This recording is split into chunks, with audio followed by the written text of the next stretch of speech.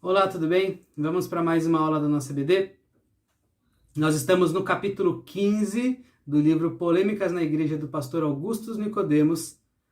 E eu estou gravando essa aula bem pertinho da aula ao vivo, eu espero que você tenha participado. Mas para o caso de você não ter participado, essa aula aqui é menor, é mais a opinião do autor, é mais para você não ficar sem o conteúdo. Você assiste aí na playlist dos jovens no YouTube. Mas lembra, na nossa aula ao vivo a gente tem mais interação, levanta questionamentos, responde dúvidas, conta testemunhos, pede oração. Então eu vou pedir para você se esforçar para participar da nossa EBD ao vivo, porque vai fazer diferença para a sua comunhão, também para a sua interação com o corpo de Cristo. Capítulo 15 do livro, então, tem como título Pedro, Paulo e Francisco. Augusto Nicodemos começa levantando a ideia de que nós cristãos olhamos para a Igreja Católica e vemos ali a figura do Papa e não entendemos direito porque ela existe. A Igreja Católica sustenta que o Papa é o seu representante máximo e não só isso, é o sucessor de Pedro. Como primeiro apóstolo, eles têm ali alguém que representa a igreja na terra. Só que a gente não sabe direito porque isso acontece. A gente não sabe nem explicar essa questão. Então, a primeira coisa que a gente deveria pensar é se Pedro se sentou num trono como esse, por assim dizer. Se Pedro, de alguma forma, foi o Papa de fato na sua época. Então, a gente não pode ignorar que Pedro era muito importante. Foi alguém proeminente, alguém que diversas vezes foi elogiado. Ele aparece na relação dos apóstolos como sendo o primeiro da lista, ele é um dos primeiros a ser comissionados. Jesus inclui ele como um daqueles discípulos que são mais chegados, ele está sempre em tudo que Jesus faz ali mais em secreto. Pedro é quem vai andar por sobre as águas, Pedro é aquele que acaba respondendo tudo que Jesus pergunta, algumas vezes mal, algumas vezes bem. Jesus fala para Pedro, né, remontando aquela ideia de Pedro ter negado a Cristo primeiro 3 vezes. Jesus 3 vezes pergunta se Pedro o ama e pede para que Pedro apacente as suas ovelhas. Olha, não dá para dizer que Pedro é alguém sem valor, mas a gente não sabe se é só por isso que os católicos acham que ele é o Papa. Então a gente chega lá em Mateus 16, a gente lê dos versos 13 ao verso 19, mais ou menos.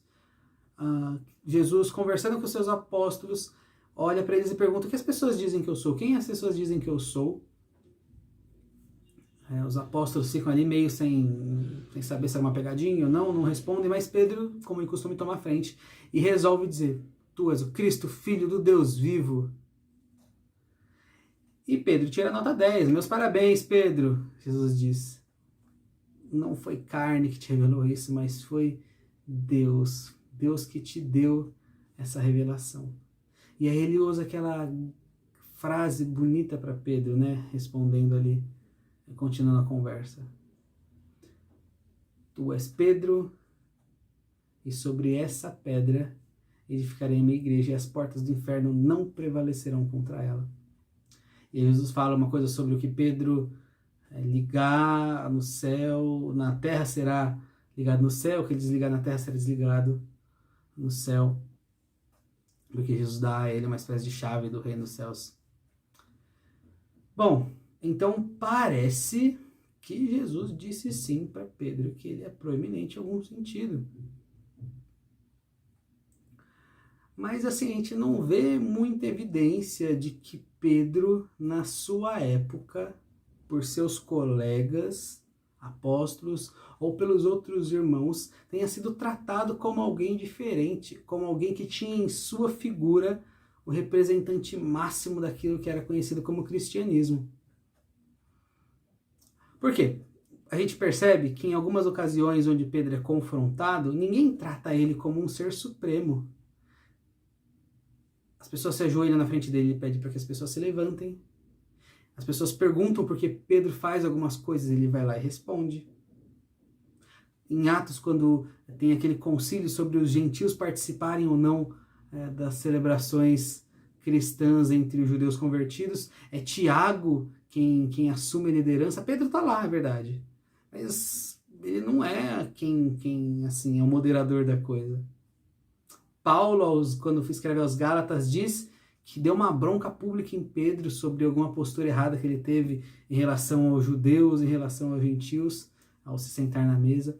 Olha, parece que não era todo mundo, e a Bíblia não relata possibilidade de pessoas tratando Pedro diferente, como se ele fosse um papa da sua época.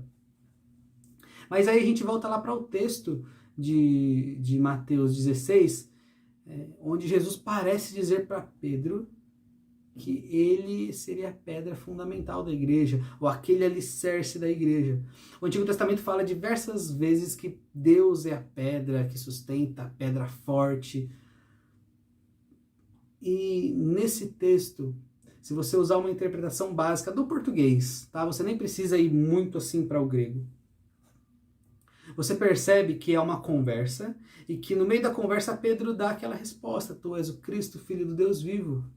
E Jesus, em resposta à resposta de Pedro, diz: Pedro, não foi Deus não foi homens que te revelaram isso, foi Deus.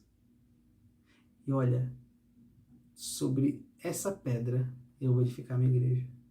A gente acha que são coisas que acontecem separados, ou então Jesus sobe num monte para dizer, não, ele está conversando. Parece que o jeito mais fácil de entender isso é ver, olha, Jesus está falando sobre a afirmação de Pedro. Você não precisa de muito grego, você não precisa de muita exegese para perceber que Jesus não está falando sobre Pedro, mas sobre a afirmação que Pedro fez. Então, olha só, não sei se Pedro, na sua época, assumiu uma posição tão poderosa quanto a que o Papa tem hoje em dia. Aí você fala assim, Amadeu, tá bom, parece que não é assim um negócio de que Pedro realmente foi assim muito, muito poderoso. Mas olha o que Jesus falou para Pedro, que eu vou te dar a chave do reino dos céus. Bom, Jesus falou que Pedro teria ali alguma autoridade sobre ligar e desligar coisas na terra e no céu. Mas quando a gente corre um pouquinho mais para frente, o relato de Mateus, capítulo 18, sobre disciplina, perdão entre irmãos, Jesus parece falar para a igreja exatamente a mesma coisa. Lembra? Se o irmão pecar contra ti, vai você sozinho. Se ele te ouvir, você ganhou seu irmão. Se ele não te ouvir, leva 2 testemunhas. Se ele ouvir você com as testemunhas, você ganhou seu irmão. Se ele não ouvir, leva até a igreja. E aí, se ele não se redimir ali, pedir perdão do que ele fez, trata ele como pagão publicano. Bom, mas aí Jesus termina essa história de Mateus 18, daqueles 3 versículos principais, meio que usando a mesma frase que ele fala para Pedro. Em verdade vos digo que tudo que ligardes na terra terá sido ligado nos céus, e tudo que desligardes na terra terá sido desligado nos céus. Aquele poder que Jesus parece dar para Pedro, ele de alguma maneira dá para todo mundo que é a igreja. Então, a Bíblia, o relato que nós temos das outras pessoas cristãs, dos outros apóstolos, não parece ser de alguém que trata Pedro como sendo o principal dos cristãos, o representante de Jesus. Não parece. Mas daí talvez a gente precise perguntar o que Pedro achava de si mesmo sobre essa questão.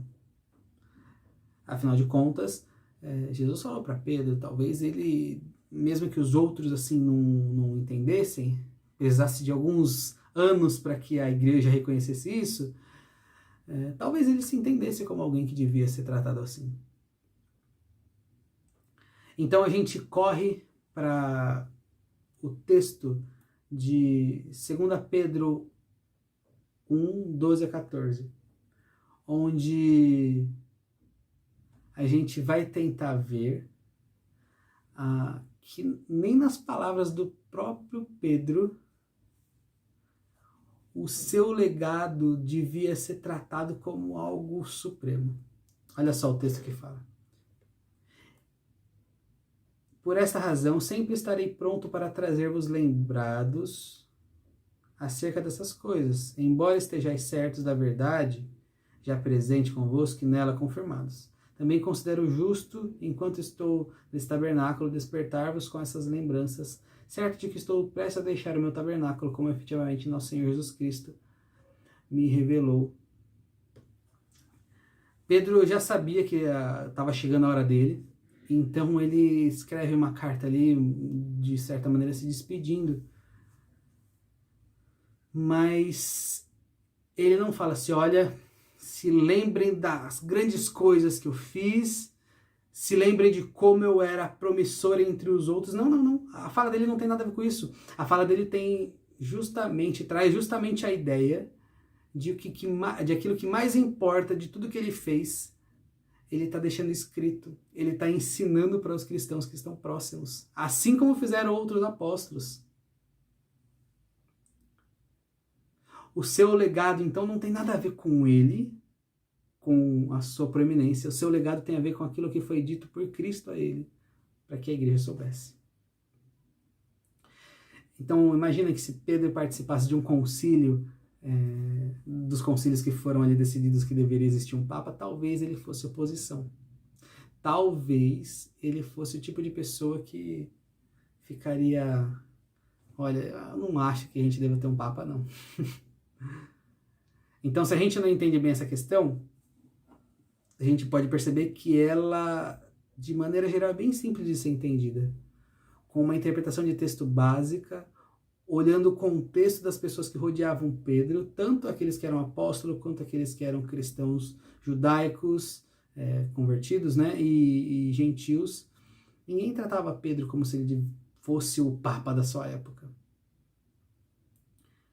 E nem Pedro considerava os seus feitos como de alguém que tivesse grande diferença entre os outros. Pedro lembra que aquilo que mais importa é o que Cristo ensinou para ele, assim como os outros apóstolos faziam também. Seus ensinamentos recebidos de Cristo eram mais importantes que seus próprios feitos. Então, se a gente tem dificuldade nessa questão é porque a gente não se esforça um pouquinho, porque não é muito difícil de entender. Então, a Igreja Católica acha que deve existir um representante supremo, mas a Bíblia não deixa isso aí muito claro. Tá bom? Então, quando você tiver que conversar sobre isso, se lembra, a Bíblia ensina de um jeito fácil que talvez esse negócio de papa seja meio furado, tá bom? Você não precisa de muito grego, você não precisa de muita exegese, é só você ter algum pouquinho de conhecimento bíblico que você consegue perceber que Pedro nunca foi tratado de maneira diferente por causa daquela frase de Jesus para ele. Tá bom? Fica com Deus, espero que você tenha entendido tudo, e se não entendeu, manda mensagem pra gente, a gente está disposto a te ajudar. Qualquer dúvida sobre a questão dos católicos, sobre a questão do Papa, a gente está aqui para tentar colaborar de alguma maneira. Fica com Deus, abração, até domingo que vem.